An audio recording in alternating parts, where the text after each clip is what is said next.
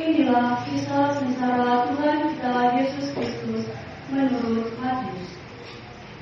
Sesudah ditangkap dan dihadapkan ke mahkamah agung Yahudi, Yesus lalu dihadapkan kepada wali negeri, yakni Pilatus.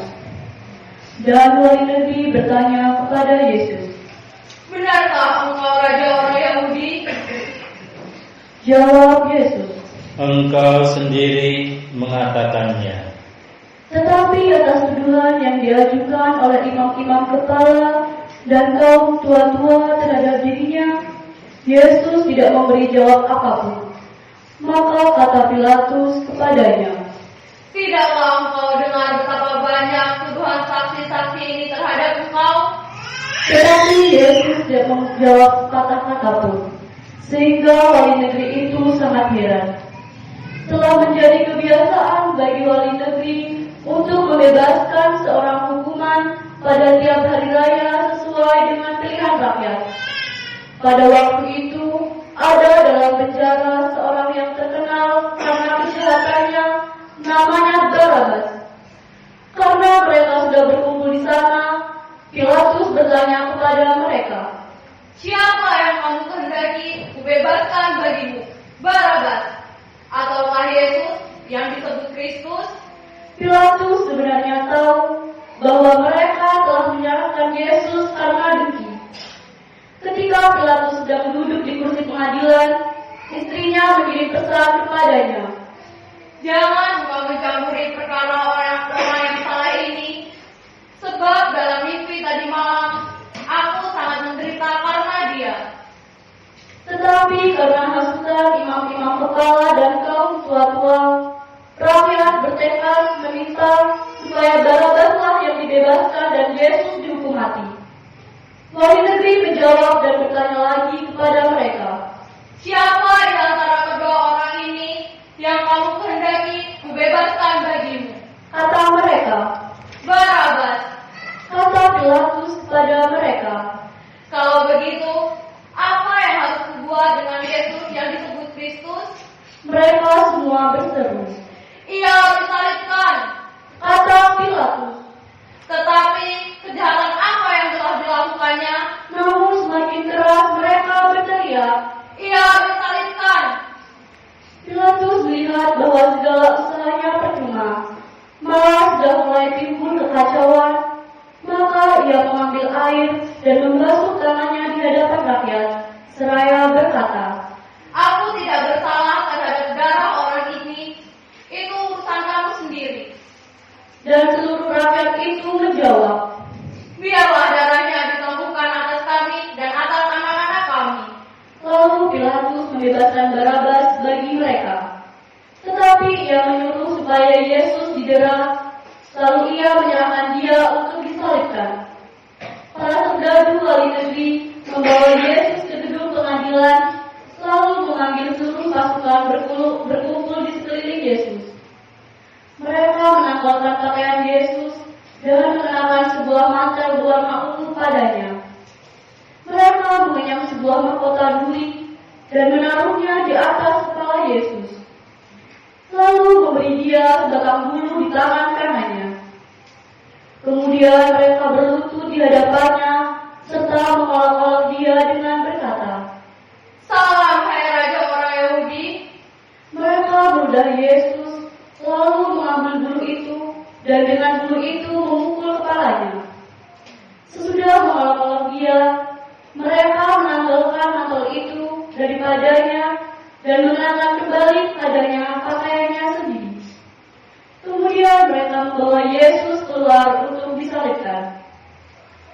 Ketika berjalan keluar kota, mereka berjumpa dengan seorang dari Kirene yang bernama Simon. Orang itu mereka paksa untuk memikul salib Yesus. Maka sampailah mereka ke tempat yang bernama Golgota, artinya tempat tengkorak. Lalu mereka memberi Yesus minum anggur bercampur empedu, tetapi setelah mengecapnya, Yesus tidak mau meminumnya. Sesudah menyalibkan Yesus, para serdadu membagi-bagi pakaian Yesus dengan membuah uji. Lalu mereka duduk di situ menjaga dia. Di atas kepala Yesus terpasang tulis tulisan yang menyebut alasan mengapa ia dihukum, yaitu inilah Yesus, Raja orang Yahudi. Bersama dengan dia disalibkan dua orang penyamun, seorang di sebelah kanan dan seorang di sebelah kirinya.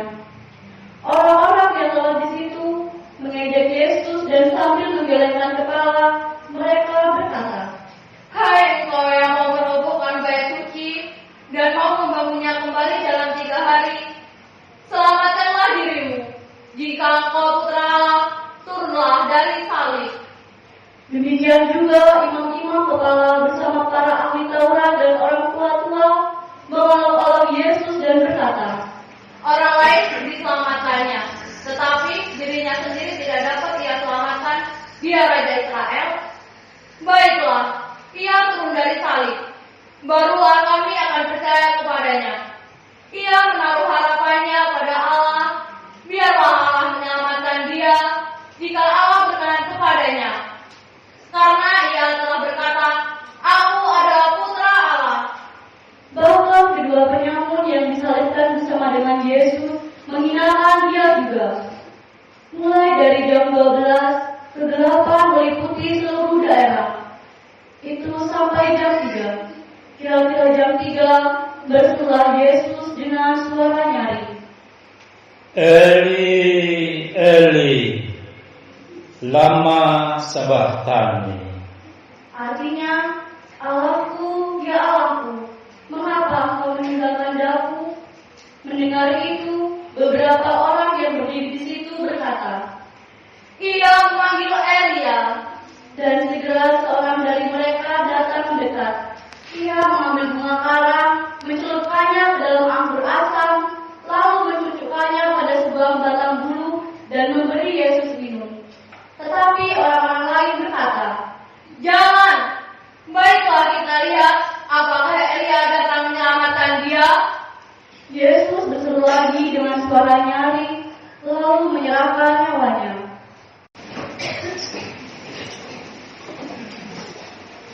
Dan lihat, tirai di bait suci terbelah dua dari atas sampai ke bawah, dan terjadilah gempa bumi, bukit-bukit batu terbelah, kubur-kubur terbuka, dan banyak orang yang kudus telah meninggal bangkit.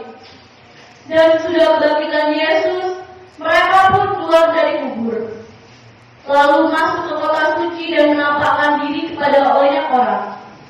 Ketika menyaksikan gempa bumi dan apa yang telah terjadi, kepala pasukan dan para prajurit yang menjaga Yesus berkata, Sungguh, orang ini adalah putra Allah. ada pula di situ banyak wanita yang memandang dari jauh, yaitu wanita-wanita yang mengikuti Yesus dari Galilea untuk melayani dia. Di antara mereka terdapatlah Maria Magdalena, Maria ibu Yakobus dan Yusuf, dan ibu anak-anak Zebedeus. Menjelang malam datanglah seorang kaya yang berasal dari Arimatea yang bernama Yusuf, yang telah menjadi murid Yesus juga. Ia pergi menghadap Pilatus dan meminta jenazah Yesus. Maka Pilatus memberikan perintah supaya jenazah Yesus diserahkan kepadanya. Lalu Yusuf menurunkan jenazah Yesus, mengabanginya dengan kain lenan yang putih bersih, lalu membaringkannya di dalam kuburnya sendiri yang baru saja dia gali di dalam bukit batu. Sesudah menggulingkan sebuah batu besar pintu kubur itu, pulanglah ia. Tetapi Maria Magdalena dan Maria yang lain tinggal di situ, sambil duduk di depan kubur. Keesokan harinya, yaitu sesudah hari persiapan, datanglah imam-imam kepala bersama dengan orang-orang Farisi menghadap Pilatus. Kata mereka kepada Pilatus, Tuhan, kami ingat bahwa si penyesat itu, sewaktu ia masih hidup berkata, Sesudah 3 hari aku akan bangkit. Karena itu, perintahkanlah untuk menjaga kubur itu sampai hari ketiga. Kalau tidak, murid-muridnya mungkin datang mencuri jenazahnya, lalu mengatakan kepada rakyat, ia telah bangkit di antara orang mati. Penyesatan ini akan lebih buruk akibatnya daripada yang sebelumnya. kata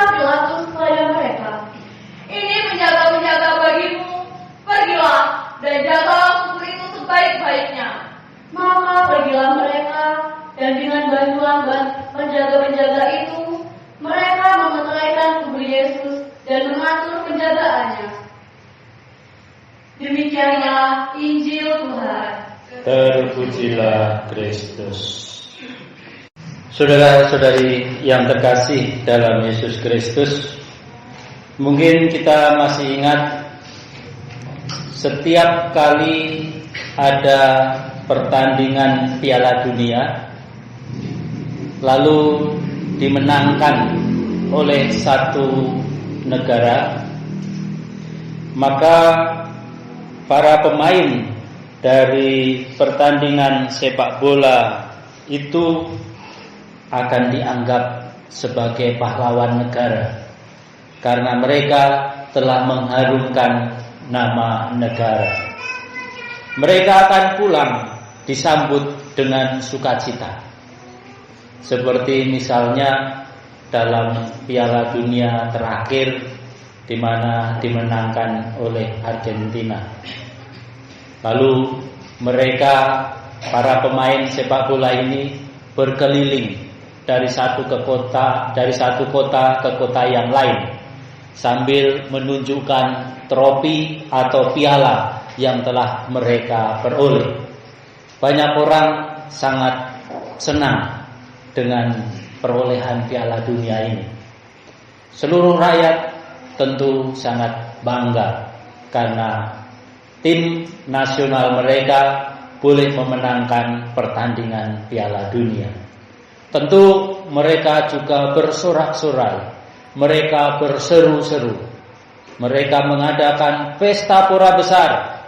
Mereka tentu akan makan besar juga, mereka akan merayakan perayaan-perayaan besar. Kalau misalnya perayaan-perayaan itu terjadi di tanah Medan atau di daerah orang-orang Batak, mereka tentu akan berseru, "Horas, horas, horas." Kalau misalnya yang terjadi di Rusia, mungkin mereka akan berteriak-teriak, "Hurra, hurra, hurra." Dan mungkin kalau di Indonesia, mungkin kita akan mendengar teriakan, "Selamat, selamat, selamat." Nah, saudara-saudari yang terkasih dalam Yesus Kristus, Yesus memasuki kota Yerusalem abadi.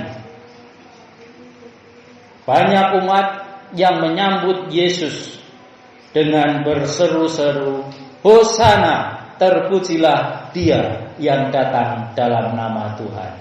Hosana." Hari ini kita merayakan perayaan Minggu Palma. Minggu di mana dalam minggu ini kita merayakan, mengenangkan peristiwa sengsara, wafat dan kebangkitan Yesus yang diawali dengan perarakan palma. Perarakan daun palma seringkali dipakai sebagai sebuah tradisi untuk menyambut seorang raja yang pulang dengan membawa kemenangan, dengan membawa jarahan. Mereka pulang sambil menaiki kuda, menaiki kereta, dan berbagai macam perlengkapan perang yang lain. Banyak orang bergegap gempita menyambut kemenangan itu. Nah, saudara-saudari yang terkasih dalam Yesus Kristus, orang-orang yang berseru, "Hosana, Putra Allah yang Maha Tinggi. Hosana, Dia yang sungguh-sungguh sebagai penyelamat kita," adalah juga orang-orang yang sama juga yang berseru, "Salibkan Dia. Ia harus disalibkan." Itulah hati manusia. Hati manusia bagaikan lidah yang tak bertulang. Mudah sekali terombang-ambing, mudah sekali berubah. Mulut yang sama memuji, mulut yang sama juga mengumpat. Dikisahkan juga para murid Yesus, ada yang tetap setia, Ada yang tidak setia, bahkan mengkhianati Yesus dengan menjual Yesus. Petrus pun yang semula berkobar-kobar hendak menyelamatkan Yesus, dia berseru, "Tuhan, aku akan menyerahkan nyawaku untukmu." Namun Yesus menjawab, "Sebelum ayam berkokok 1 kali, engkau sudah menyangkal aku 3 kali." Di hadapan seorang hamba perempuan, di mana dalam kitab suci seorang perempuan seringkali tidak dianggap. Namun di hadapan seorang hamba perempuan, Petrus menyangkal Yesus. Ia menyangkal, "Aku tidak tahu siapa dia.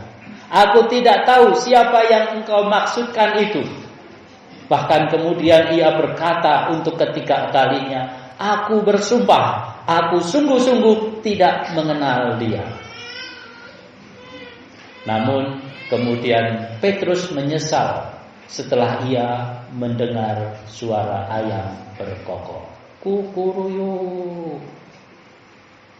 Yudas pun sebenarnya juga menyesal karena telah mengkhianati Yesus, telah menjual Yesus.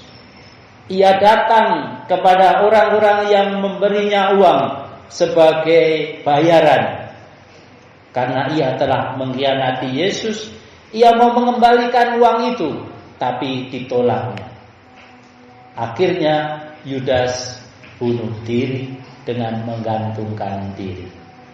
Nah, saudara-saudari yang terkasih dalam Yesus Kristus, kita pun tidak jauh dari Petrus dan juga Yudas Iskariot. Kita mudah sekali jatuh dalam dosa. Namun Tuhan senantiasa memberi kesempatan kepada kita untuk bertobat. Ia tetap mengasihi kita sekalipun kita berkali-kali jatuh ke dalam dosa yang sama. Setelah mengaku dosa, kita jatuh lagi ke dalam dosa yang sama pun, Yesus tetap mengasihi kita. Ketika kita jatuh dalam dosa, ada 2 pilihan. Apakah kita akan memilih jalur yang Yudas lakukan, atau kita memilih jalan yang Petrus lakukan. Jalan kehidupan dan jalan kematian terbentang di hadapan kita. Tergantung kita mau memilih mana.